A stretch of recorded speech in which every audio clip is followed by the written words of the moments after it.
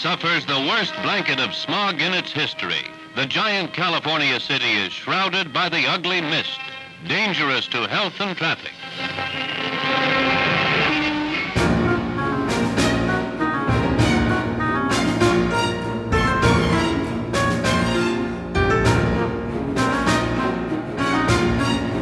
California, 1943.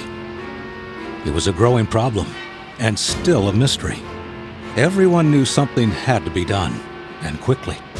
The haze called smog was getting worse.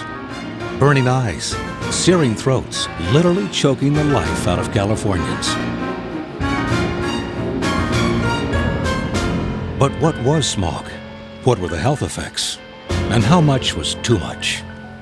Where did it come from, and how do you control it? The best scientists at Caltech, the University of California, and Stanford were put to work. What they discovered set the stage for pioneering air pollution work over the next 5 decades, making California a world leader in the fight against smog. Scientists simulated the atmosphere in chambers until the answers came. They discovered that smog was mainly ozone gas and very small particulate matter. It came from the burning of fuels and the emission of hydrocarbon vapors, cooked under stable air in warm sunlight.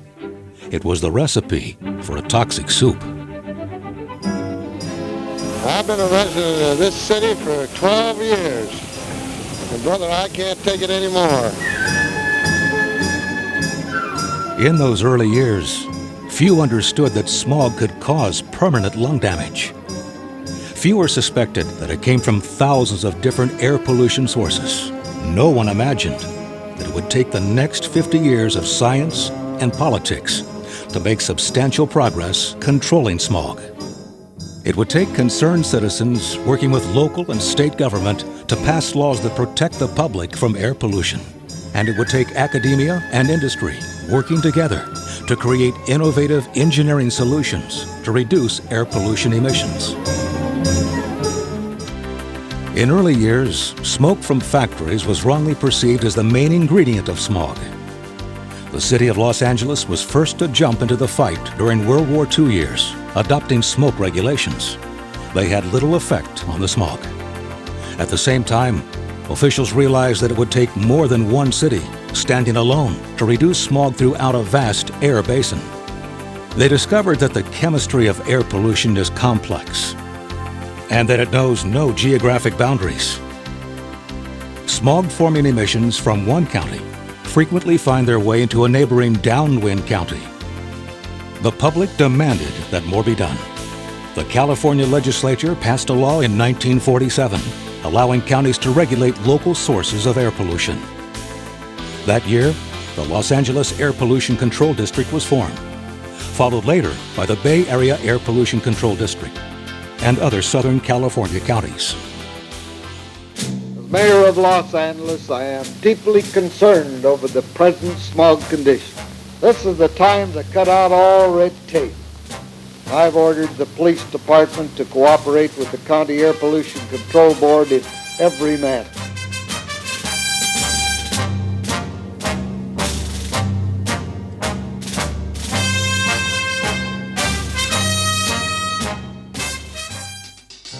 The air districts started their cleanup with large industrial sources of air pollution emissions, burning landfills, refineries, power plants, and factories. Later, regulations controlled emissions from thousands of smaller industrial sources, paint shops, plating operations, gasoline stations, boilers, and incinerators. Emissions from these sources, taken together, added up to a major portion of the smog problem. Emission controls had to be fairly applied to all kinds of air pollution sources and be cost-effective. As research progressed and California grew, a major culprit came into clearer focus: the automobile. Just about everyone owned a car, and no one wanted it to be true. But cars and trucks were to blame for much of the smog. Now, everyone would make a more personal sacrifice for clean air. The legislature also mandated motor vehicle emission standards for the first time, putting a limit on smog-forming gases that pass out the tailpipe. A record was set today for the longest duration of hazardous air in the history of Los Angeles, and the smog conditions will be just as bad tomorrow.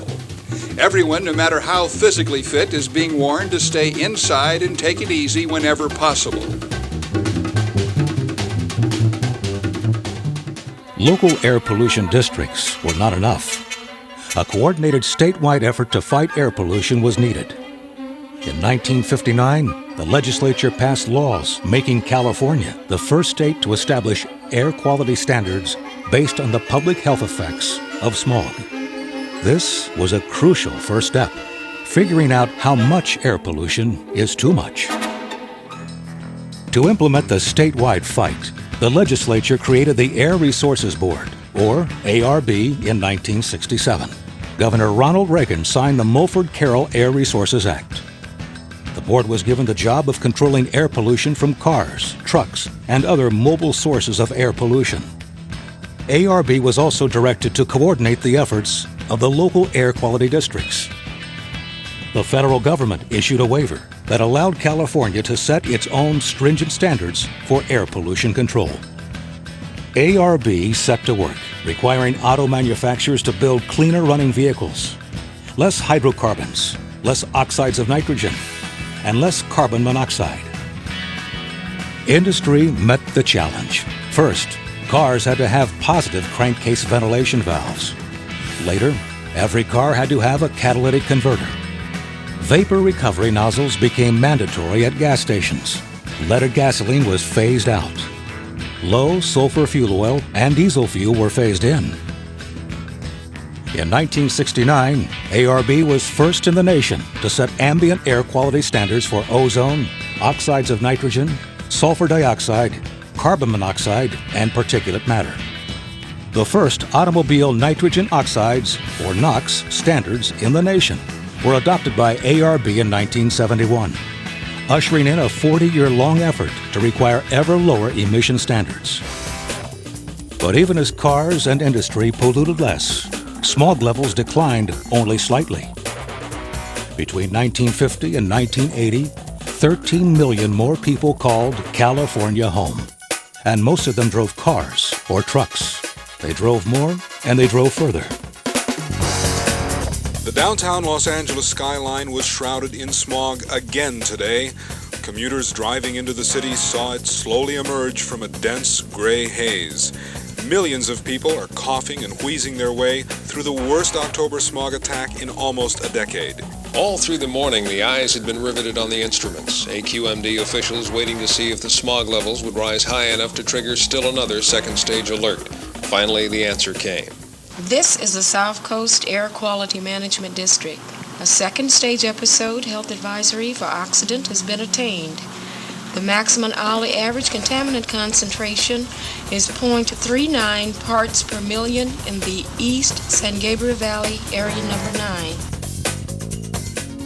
Air quality planners and government agencies had no choice. They would have to design tougher rules to keep up with explosive population growth and more air pollution. The effort involved in drawing up the smog rules in the first place has been enormous. It's a task that has taken several years. And now it's obvious that the job of working to comply with those rules will be equally as large. As before, California led the nation and the world developing new strategies to reduce smog levels. To protect public health, it was the only choice we had. It's good to get out in the open air. And I wish it wasn't so smoggy. Looks to me like the air is so messed up, we won't even be able to breathe someday. Excuse me, I didn't catch that.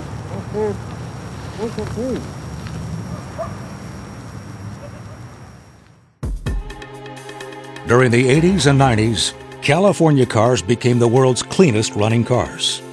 Computers controlled the engines, fuel, and exhaust systems. Smog Check made sure the equipment worked. California skies began to clear. The choking, burning haze that once blighted Los Angeles began to thin. despite millions more people, cars, trucks, and more industry, California air quality was getting better. In 1993, ARB required new standards for cleaner diesel fuel. This reduced particle emissions by 14 tons per day, sulfur dioxide by 80 tons per day, and NOx by 70 tons per day. Later, cleaner burning gasoline was introduced. It was the air quality equivalent of eliminating the pollution from 3.5 million cars. In 1995, ARB had reduced automobile NOx emissions by 58% compared to 1970 levels, and reduced hydrocarbon emissions by 80% compared to 1970. From the 1970s to the 80s and 90s, smog alerts in LA and the Bay Area continued their steady downward trend. Levels of ozone, carbon monoxide, and NOx were reduced. The public had demanded that something be done about smog. It was clear the system was working. State and local government working with academia and industry, making measurable progress in the fight to protect public health. Into the 90s, the work for clean air continued. ARB was first in the world to identify diesel particulate emissions as a toxic air contaminant, laying the groundwork for cleaner running trucks and equipment. In 1998, ARB also greatly reduced smog-forming emissions and water pollution from outboard engines and personal watercraft. New rules in 1999 cut smog-forming emissions from over 2,500 common consumer products, from nail polish to glass cleaners. In the same year, ARB sponsored the newly created California Fuel Cell Partnership to help study and introduce fuel cell vehicles as a real-world alternative to conventional gasoline automobiles. Clean air progress was measurable. By the turn of the century, the total emissions of hydrocarbons and NOx from California vehicles was 200,000 tons per year less than it was in 1990. And this, despite a huge population-driven increase of 40 billion miles per year in total vehicle miles driven. Air quality got even better. LA smog alerts went from 148 in 1970 to none in the year 2000. Smog alerts in the San Francisco Bay Area disappeared completely, but more work remained. To address the impact of air pollution on California's children, ARB initiated the Children's Environmental Health Protection Program in 2000. 6 communities were selected for study, and a pioneering research study firmly established that children's lung development is damaged by long-term exposure to air pollution. ARB approved a comprehensive plan to reduce harmful particle emissions from a wide range of diesel-powered equipment. Part of the massive effort to reduce diesel pollution centered on goods movement in California. Working with the ports and local air quality management districts, ARB helped develop the most comprehensive plan in U.S. seaport history to reduce diesel pollution from port-related operations. Ranging from ship emissions to rail yard emissions to support equipment, particle and smog-forming NOx emissions are being reduced. Furthering its forward-looking stance, ARB adopted in 2004 the nation's first greenhouse gas rule to require automakers to sell cars with reduced greenhouse gas emissions starting in 2009. When AB 32 was passed in 2006, the California Global Warming Solutions Act, ARB became responsible for the world's first comprehensive program of regulatory and market mechanisms to achieve greenhouse gas reductions. To avert serious environmental consequences, greenhouse gas emissions must be reduced. Much has been accomplished over the last 40 years, protecting public health while allowing for economic growth. Now, scientists know that had we done nothing, the air in Los Angeles would be the worst in the world, with peak ozone levels at least 4 times higher than they are today. Air pollution control programs by ARB and the local air districts have reduced air pollutant concentrations to a small fraction of what they were in the 1960s. Researchers estimate this effort has prevented thousands of premature deaths in California at a modest cost of less than 0.1% of California's yearly gross domestic product. Had lead not been banned from gasoline, scientists believe that the IQ of some people growing up in Los Angeles could have been reduced up to 7 points.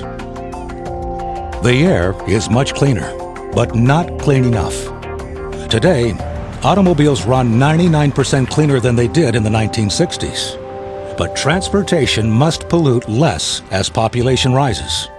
And we know now that PM 2.5, or particles less than 2.5 microns in size, are responsible for most air pollution-related deaths. ARB and local districts have adopted an aggressive control strategy. Today, PM 2.5 pollution has been reduced to roughly half of what it was in the 1980s. But PM 2.5 is still too high. Unhealthy levels of air pollution violating state and federal standards are still with us. With more people driving, with even more cars, more trucks, reaching clean air goals will require even more innovative solutions. Zero pollution options, such as electric and fuel cell vehicles, will chart the future of personal transportation. But California will need more than cutting-edge technology to clear California skies. Smart consumer choices, such as carpooling and alternative transportation, will matter more than ever. Public support for air quality programs will be crucial for success. Once again, California can take a pioneering lead, watched around the world in the fight against air pollution. Clean air. It's up to us.